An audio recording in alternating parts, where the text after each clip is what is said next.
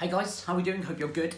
So with probably the imminent threat of most of you working from home, I just wanted to take some time out to do basically some tips on working from home, because you're probably used to being in the office and having that environment in the office where you get work done, and I think for a lot of us we're going to be stuck at home, and we're going to be fighting the kids, fighting the missus. We're all going to be on top of each other, and you're going to have loads of tasks and work that you have to do, and you have to kind of overcome that. All right, so these tips here are really based on a lot of the stuff that I do with my clients, myself, my past experience, and I hope that you can get some value from them, and maybe even you just pick one or two of these up as gold nuggets that will help you. All right, so the first thing is, number one is structuring out your day. Now, because you won't be leaving the house to go and structure yourself, and you include the gym and your commute to work, and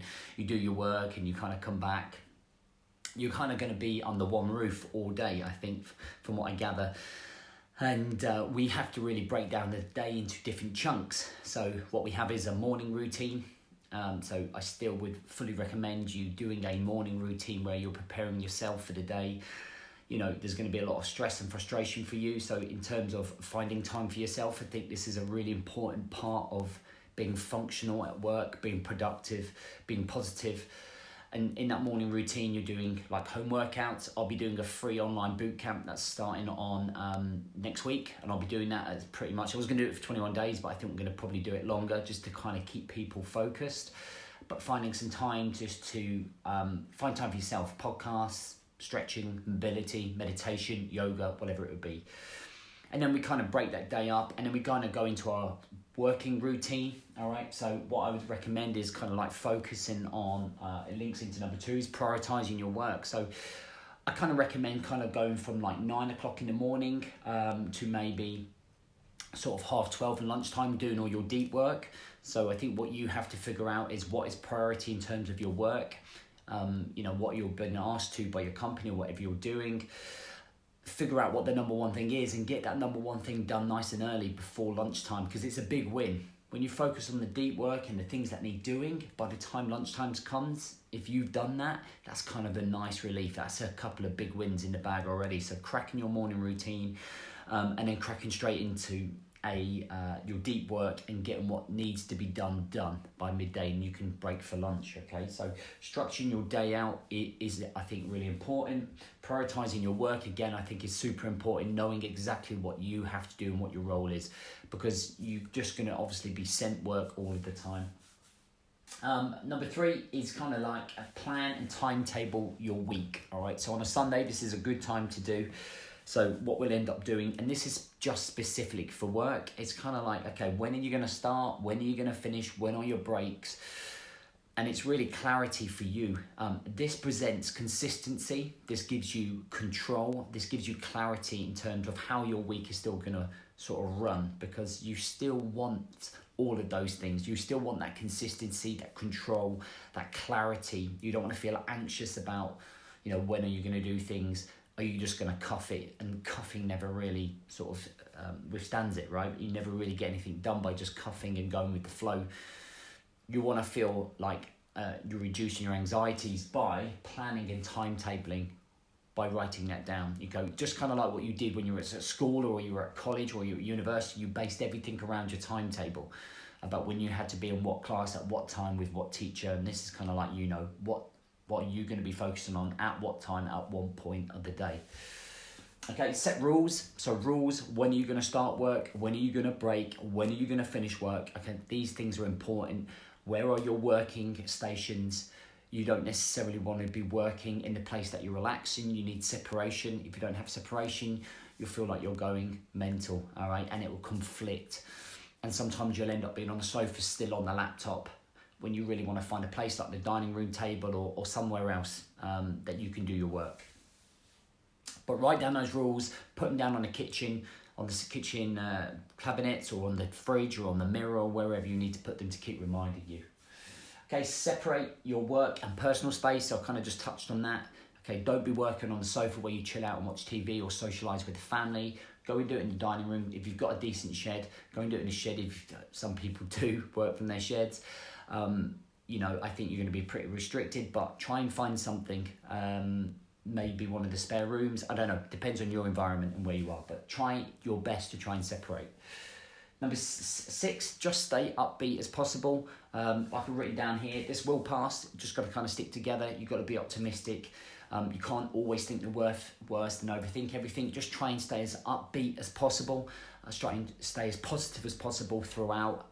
If it all gets a bit tense in the house, it's going to be a nightmare to live under one roof with everybody, all right? So, like, stay upbeat. Find things to do. 7, include breaks. Still include your breaks. So if you're doing lots of deep work, okay, you can break up that deep work. You could do, I run on 90-minute deep work patterns or blocks, shall I say, chunks. And in that 90 minutes, I'll just completely focus. I'll turn my phone off. You might have to keep the phone on, but I won't go through social. I won't get distracted by email. I just literally focus on what needs to be done. And then I'll have half an hour break, and then I'll go into my next 90-minute deep work session. So what I do in the afternoon tends to be admin, catching up with clients, meetings, that type of stuff. So you, again, this will link, okay, into your priorities, into your plan, into your timetable, all right? So you're kind of then going to link into control what you can control. So there is only so much you can do from home. Just focus on what you can achieve, what is in your capabilities, within your control. There is no point in losing your rag or getting stressed or frustrated about things that just you have no control over. I think you need to have that adapt and overcome mentality over the next couple of months for sure. Roll with the punches, enjoy the time while you're at the family home, try and make the most of the situation.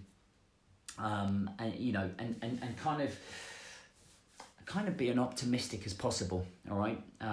Working from home can be very stressful. It can be distracting, especially if all the kids are going to be home as well. But I think if we just recap as a summary, we're looking at structuring your day. Okay, break it down, morning routines, working day, deep work sessions. When are you going to finish your evening routine? Okay, prioritize your work that you need to do. So focus on the most important stuff earlier on in the day when you're more alert and alive. Okay, rather than getting that weary on in the afternoon, concentrate on like the admin stuff later on in the afternoon. Plan and timetable your week, just your schedule work, what needs to be done at what time, so you know where you're going to be at what point of the week. Just reduces anxiety and gives you clarity and control. Set your rules when you're starting, when you're finishing, when your breaks are, where you're going to work. Separate work and personal space as best you can.